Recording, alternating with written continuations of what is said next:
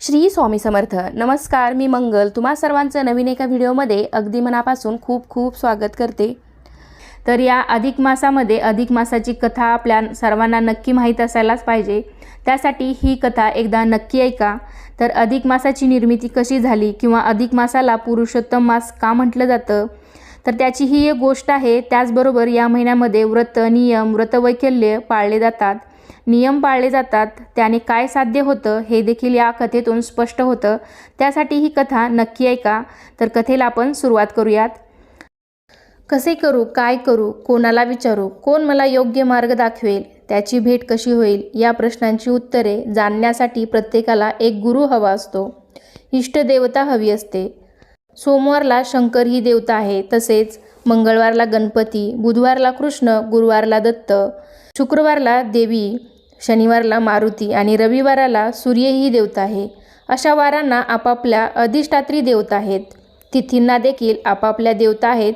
प्रतिपदेला अग्नी, द्वितीयेला अश्विनी, चतुर्थीला गणपती, सप्तमीला सूर्य, नवमीला दुर्गा, एकादशीला विष्णू, त्रयोदशीला शिव.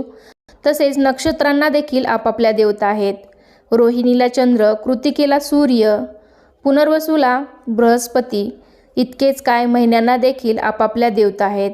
चैत्राची देवता गौरी आहे, कार्तिकेचा देव स्कंद, मार्गशीर्ष महिन्याचा देव कृष्ण आहे, माघ महिन्याचा देव शिव आहे, तसेच फाल्गुन मासाचा देव कामदेव आहे. अधिक मासाला मात्र कोणीही देवता नव्हती. असे का झाले? वनात असलेल्या ऋषीमुनींनी व्यास महर्षींना हा प्रश्न विचारला. महर्षींनी त्यांना अधिक मासाचे महात्म्य सांगितले. ते असे: एका वर्षातील 12 पौर्णिमेचे एक चांद्रवर्ष होते. त्याचा कालावधी 354 दिवसांचा असतो. एका वर्षातील सूर्याचे 12 राशीतून संक्रमण म्हणजे एक सौर वर्ष. हा कालावधी आहे 365 दिवसांचा. या दोघांच्या कालावधीमध्ये 10 ते 11 दिवसांचा फरक आहे. कालगणना नीट होण्यासाठी, समान होण्यासाठी, या दोन्हींचा मेळ बसवण्यासाठी म्हणून साधारण दर 2.5 ते 3 वर्षांनी दोन्हीमध्ये 30 दिवसांचा फरक पडला जातो की चांद्र वर्षात एक अधिक मास घेऊन दोघांची सांगड घातली जाते. ज्या चांद्र महिन्यात सूर्याचे राशी संक्रमण होत नाही त्या महिन्यात अधिक मास घेतला जातो. मग त्या वर्षात 12 ऐवजी 13 महिने असतात. म्हणून अधिक मासात संक्रांत नाही, तो काही ठराविक ऋतूमध्ये येत नाही, त्या महिन्यात कोणतेही सणवार येत नाहीत, त्यामध्ये लग्नाचे किंवा अन्य मंगल प्रसंगाचे मुहूर्त काढले सुद्धा जात नाहीत. या 13व्या महिन्याला स्वतःचे नाव आणि त्याला कोणतीही अधिष्ठात्री देवता नाही. बिचाऱ्या अधिक मासाला कोणी देवता नसल्यामुळे तो अशुभ ठरला. शुभ कार्यच काय, पितृत कार्य देखील या महिन्यात वर्ज्य मानले गेले. मग काय, सगळेजण त्याला मलमास किंवा मलिन मास म्हणून हिणवू लागले. अशी निंदा ऐकून अधिक मास फार दुःखी झाला. मग त्याने विष्णूची उपासना केली. त्याला विष्णू प्रसन्न झाले. त्याला विचारले, तुला काय हवे आहे? अधिक मासाने आपले सगळे दुःख विष्णूला सांगितले आणि म्हणाला, देवा, मला कोणी देवता नाही, माझे रक्षण करणारा कोणी स्वामी नाही, माझी लाज राखणारी अधिष्ठात्री देवता नाही, त्यावर काही उपाय करा. कनवाळू विष्णूने त्याला स्वतःबरोबर गोलोकात नेले. तिथे एका रत्नखचित सिंहासनावर मुरलीधर पुरुषोत्तम बसले होते. एखाद्या तेजस्वी ज्योतीप्रमाणे ते शोभून दिसत होते. ती दिव्य मूर्ती पाहून अधिक मास आनंदाने डोलू लागला. करुणासिंधू पुरुषोत्तमाने मलमासाची व्यथा जाणून त्याला वरदान दिले. आजपासून तू माझा झालास. आता माझे सर्व दैवी गुण तुझ्यात लीन होतील. यापुढे तुला कोणीही मलमास म्हणणार नाही. तुला आता सगळेजण पुरुषोत्तम मास म्हणून ओळखतील. या महिन्यात जे कोणी धर्माचरणाची पुण्यकर्मे करतील त्यांच्या जीवनाचे सार्थक होईल. त्यांची मनोरथे पूर्ण होतील आणि माझ्या कृपेने त्यांना मुक्ती मिळेल. मुरलीधराचे ते शब्द ऐकून पुरुषोत्तमासाला अतिशय आनंद झाला.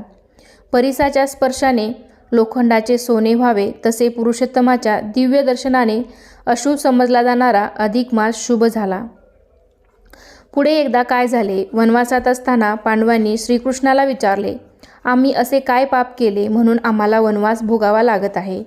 तू आमचे हाल कसे काय पाहू शकतोस? श्रीकृष्ण म्हणाला, त्याला मी काय करणार? तुम्हीच द्यूत खेळून तुमच्या कर्माने वनवास ओढून घेतला. ही तुमच्याच कर्माची फळे आहेत. त्यावर पांडवांनी विचारले, कृष्णा, आमच्याकडून पाप घडले हे खरेच आहे, पण द्रौपदीला का वनवास भोगावा लागत आहे? तेव्हा श्रीकृष्णाने सांगितले, मागच्या जन्मात केलेल्या अपराधामुळे तिला वनवास भोगावा लागत आहे. मागच्या जन्मी ती मेघावती नावाची कन्या होती. तिला दुर्वास ऋषींनी अधिक मासाचे व्रत करण्यास सांगितले, पण मेघावतीने त्यास नकार दिला.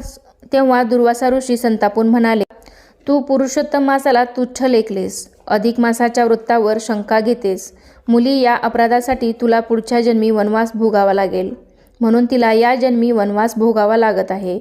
पांडव आणि द्रौपदी कृष्णाला म्हणाले, जे मागे होऊन गेले ते बदलता येत नाही, पण यापुढे आम्ही काय करावे की ज्या योगाने आम्हाला सुखप्राप्ती होईल? त्यावर कृष्णाने त्यांना अधिक मासाचे व्रत सांगितले. पांडवांनी त्याप्रमाणे केल्यावर त्यांची इच्छाशक्ती वाढली. त्या जोरावर त्यांना गेलेले राज्य परत मिळवता आले आणि मग ते सुख समाधानाने राहिले. व्यास ऋषी म्हणाले, अधिक मासात जे कोणी जप, तप, व्रत, पूजा, यज्ञ, होम करतील त्यांना अनंत पुण्य प्राप्त होईल. जे लोक भगवद्गीता, भागवत कथा अथवा रामकथेचे वाचन किंवा श्रवण करतील त्यांना विशेष पुण्य प्राप्त होईल. दर अधिक मासात काही नवीन व्रते धरावी, ती मनोभावे पाळावे व मग जन्मभर सवय म्हणून एक रत्न जडवून घ्यावे. हेच या व्रताचे महात्म्य आहे.